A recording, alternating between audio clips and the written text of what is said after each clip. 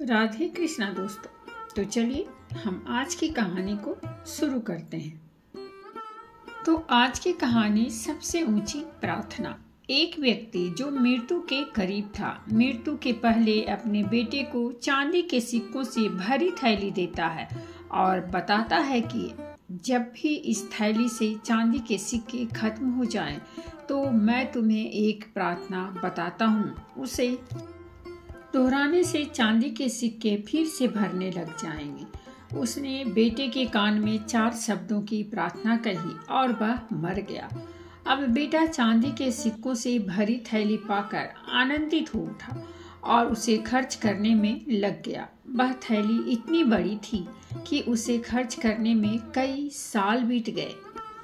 इस बीच वह प्रार्थना भूल गया। जब थैली खाली होने को आई तब उसे याद आया कि अरे, वह 4 शब्दों की प्रार्थना क्या थी। उसने बहुत याद किया, उसे याद ही नहीं आया।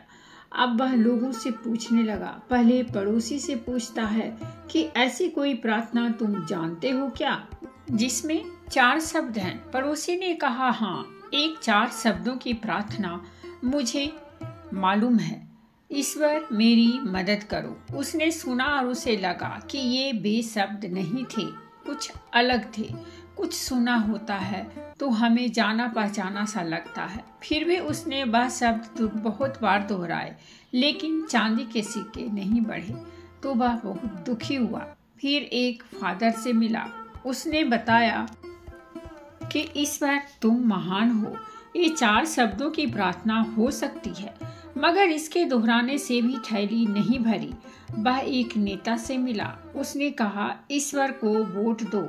यह प्रार्थना भी कारगर साबित नहीं हुई। वह बहुत उदास हुआ। उसने सभी से मिलकर देखा, मगर उसे वह प्रार्थना नहीं मिली जो पिताजी ने बताई थी।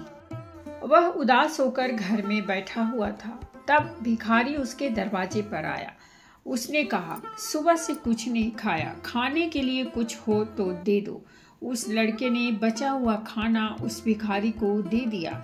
उस भिखारी ने खाना खाकर बर्तन वापस लौटाया और ईश्वर से प्रार्थना की, हे ईश्वर तुम्हारा धन्यवाद।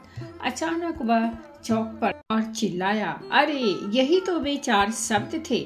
उसने बेशब्द दोहराने शुरू किए, हे ईश्वर तुम्हारा धन्यवाद। और उसके सिक्के बढ़ते गए। इस तरह उसकी पूरी थैली भर गई।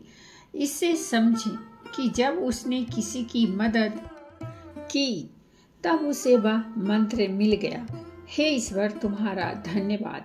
यही उच्च प्रार्थना है, क्योंकि जिस चीज के प्रति हम धन्यवाद देते हैं वह चीज बढ़ती है। अगर पैसे के लिए धन्यवाद देते हैं तो पैसा बढ़ता है, प्रेम के लिए धन्यवाद देते हैं तो प्रेम बढ़ता है।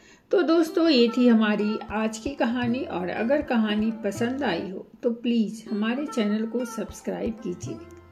वीडियो को लाइक और शेयर जरूर करें। कहानी सुनने के लिए बहुत बहुत धन्यवाद।